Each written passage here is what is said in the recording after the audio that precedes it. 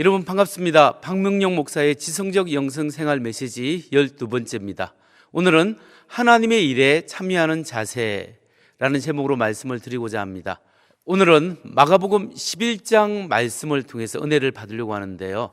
여러분, 사회가 안정된 사회일수록 추구하는 가치가 무엇이겠습니까? 고대 그리스 철학에서는 무엇이 가치가 있는가? 어떤 삶이 의미 있는 삶인가? 이것을 굉장히 중요시 여겼습니다.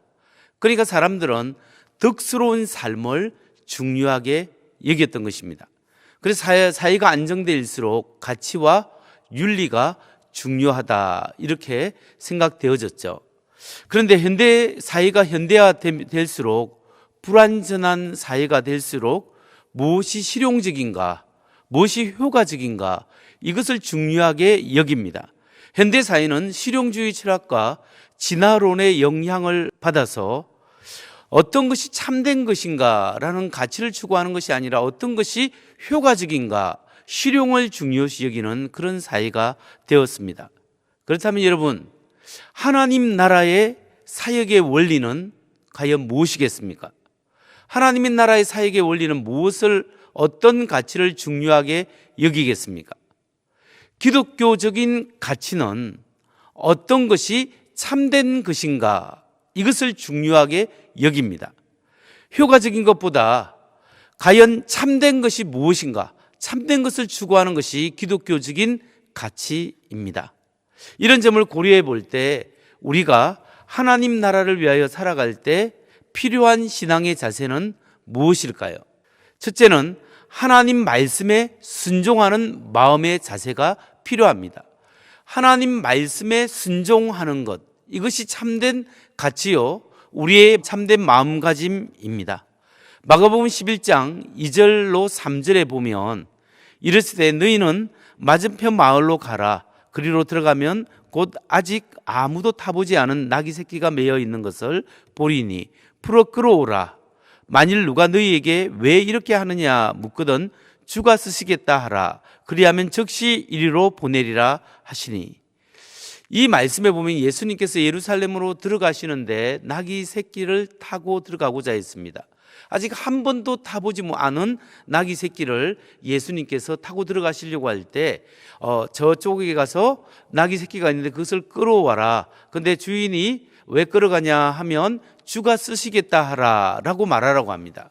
그러면 이 사건에서 그 나귀 주인은 그 나귀를 끌고 가려고 하는 제자들에게 순순히 그 나귀를 사용할 수 있도록 허락해 주는 것을 볼 수 있습니다.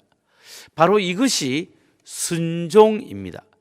이것이 하나님이 자녀들에게 필요한 마음과 자세인데요, 비록 내 생각과 다르고 내 의지와 다르지만 이것이 하나님의 뜻이라면, 이것이 주님께서 필요하시다면 내가 기꺼이 하나님 앞에 내어드릴 수 있는 마음의 자세가 우리에게 필요하다는 사실입니다. 여러분, 하나님이 사용하시기에 용이한 사람이 되시기 바랍니다. 하나님이 여러분을 필요로 할 때 하나님 앞에 기꺼이 내어드리고 자신을 내어드릴 수 있는 그런 부드러운 마음을 가질 때 하나님이 그 사람을 통하여 하나님의 귀한 일을 사용하신다는 것을 꼭 기억하시기 바랍니다.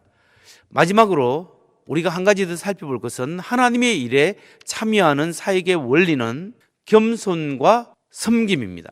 겸손하고 섬기는 자세는 하나님의 일에 꼭 필요한 참된 가치입니다.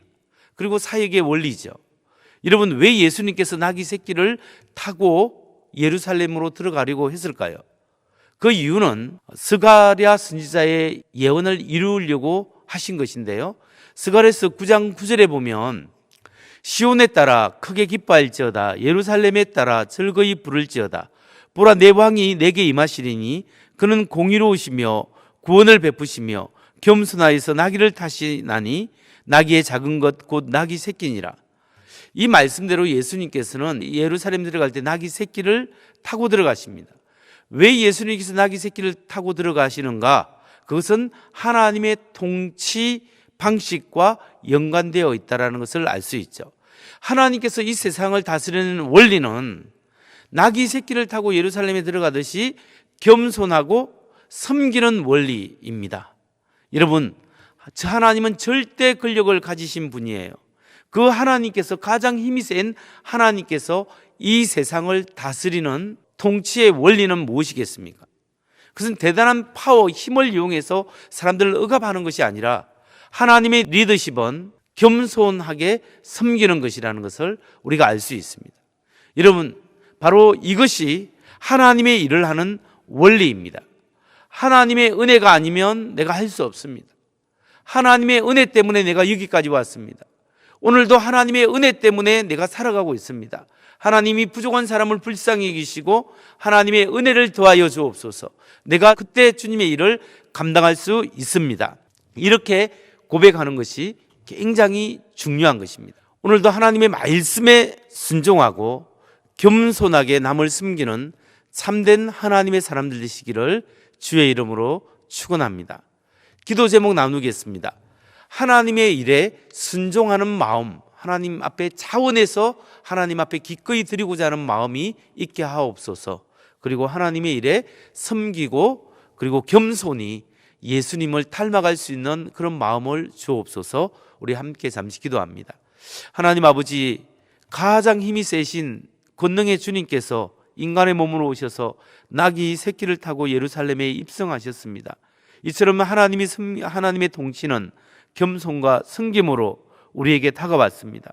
주님, 하나님 예수님처럼 우리도 다른 사람을 겸손히 섬길 수 있는 마음 주시고 하나님께서 사용하시고자 할 때 기꺼이 드릴 수 있는 부드러운 마음을 주옵소서.